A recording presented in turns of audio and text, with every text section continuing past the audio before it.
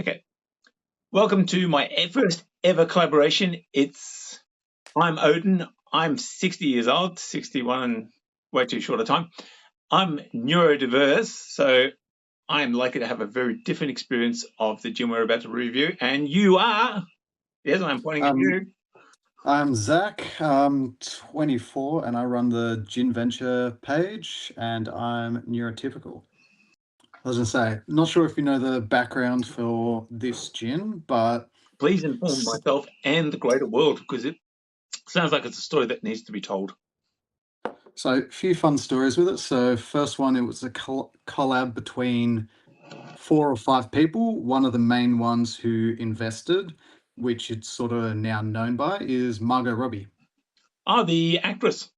She was Yep. in. I was watching YouTube shorts just before I came online to you, and yeah, Yeah, so this is her brainchild with a few others, and pretty much so where she grew up slash has a house in sort of Byron Bay, she wanted to pretty much build a gin that reminded her of that growing up, that sort of by the sea, that sort of like real briny coastal sort of smell, which I Mhm. reckon they've nailed. Oh fuck yeah, I've hit this with a sledgehammer. Yeah, I hope the other half doesn't have her ears pressed to the door because this is, according to me officially, this is a disgusting gin that she should never go near. Have you been into Europe? I think you have. No. Oh, if you count Iceland, No. yeah. You So should get your hands on some Spanish gins.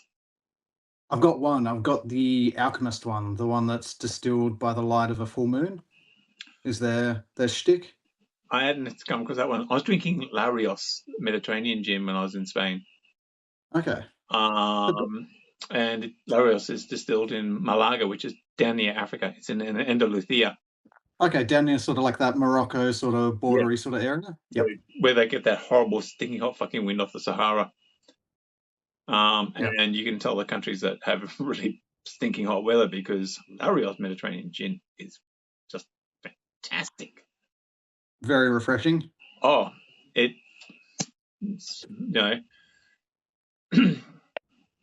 for a crowd that have been making wine for since God fucking knows when, millennia, they do an incredible gin.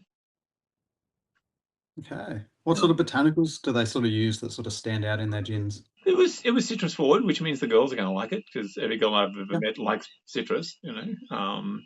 We did a quiet corner limoncello with Fever Tree Mediterranean, and that went down like a fat kid having a stroke near my wife. We just made a large one, and she just went, "Thank you very much." I went, "Hang on, I was supposed to drink some of that." Okay, so no, you weren't. That was mine, wasn't it?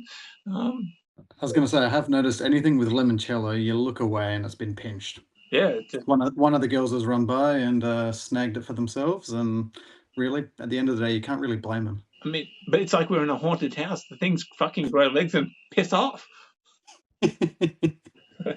Yeah. Um, so yeah, so Larios is really big in citrus, and it's a Mediterranean gin, so they do the whole rosemary type shit. Um, Yeah.